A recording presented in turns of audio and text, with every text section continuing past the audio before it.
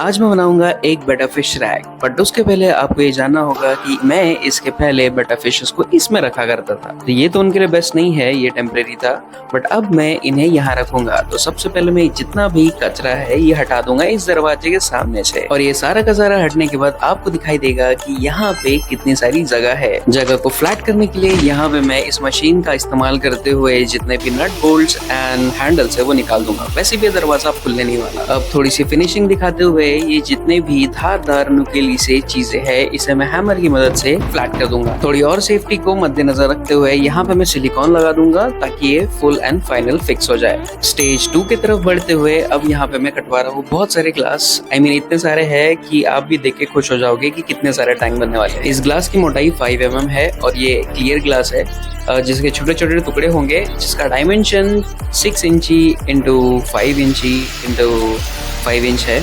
तो इस तरीके से इस टैंक में टोटल 6 लीटर पानी आएगा। एंड ये पूरे के पूरे ग्लासेस कट चुके हैं। एंड इसे रैप करके मैं ला लेता हूँ अपने स्टोर पे। एंड इसे चिपकाने के लिए यहाँ पे मैं यूज़ कर रहा हूँ वैकर का सिलिकॉन। एंड इसे आपको इस तरीके से कट करना है एंड लगा लेना है इसका सामने का नोजल। एंड उसके बाद में जैसे ही आप इसे लोड करेंगे आपकी सिलिकॉन गन में तो ये बन जाएगा रेडी टू यूज़।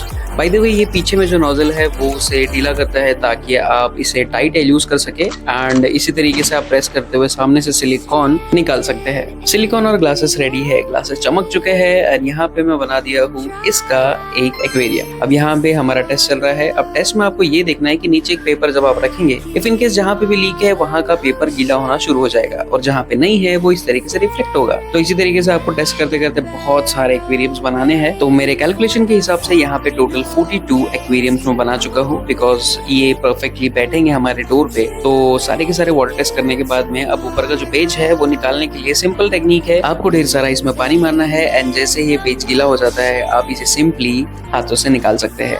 अब हाथों से निकालने के बाद अगर इसमें कुछ रह जाता है तो सिंपली आपको एक ब्लेड लेना है एंड इसे स्क्रैप करते जाना है इस तरीके से। और जैसे ही ये निकल जाता है उसके बाद भी अगर सिलिकॉन रहता है तो आपको इस ब्लेड की मदद से इसे ऐसे निकालना है ताकि अच्छा फिनिश आए। और जैसे ही आप इसे पूरी तरीके से कर लेते हैं तो आपको यहाँ पे पूरी टैंक्स की फौज नजर आएगी। एक एक्वेरियम का लुक बढ़ाने के लिए वॉलपेपर बहुत ही ज्यादा इंपॉर्टेंट होता है, पर उसे लगाने से पहले ये जो सरफेस है वो साफ होनी चाहिए, नहीं तो उसमें बबल आ जाते हैं। तो बस उसके बाद एक स्प्रे मारना है एंड सेफ्टी गार्ड निकालने के बाद आप आपका वॉलपेपर पीछे चिपका सकते हैं। बाय द वे एक विनाइल है, आपको हार्डवेयर स्टोर में मिल जाएगा। किसी भी कार्ड की मदद से आप बीच के बबल निकालेंगे तो ये विनाइल उस पे अच्छे से चिपक जाएगा। इसके बाद में आपको सिर्फ उसका एजेस को कट करना है और आपका टैंक तैयार है। सेफ्टी के लिए यहाँ पे मैं लगा रहा हूँ नीचे फोम की एक पैडिंग। उसे चिपकाने के लिए सिंपल है, सिलिकॉन का यूज करेंगे एंड फोम पैड लगा देंगे। अब बहुत सारे टैंक्स तो तैयार हो गए। अब इसके बाद है उसका फ्रेम बनाने की। तो यहाँ पे हम वेल्ड कर रहे हैं एक सपोर्ट सिस्टम जो कि एक एक रैक पे 6 एक्वेरियम हैंडल कर सकता है। अब ये फटाफट से मैं लगा लेता हूँ, जितना सिंपल दिख रहा है उतना हुआ नहीं काम। बट अब मैंने इस शेल्फ में एक ग्लास का बेस तैयार किया हूँ ताकि ग्लासेस हमेशा फ्लैट रहे, क्योंकि लोहा थोड़ा बहुत ऊपर नीचे होता है।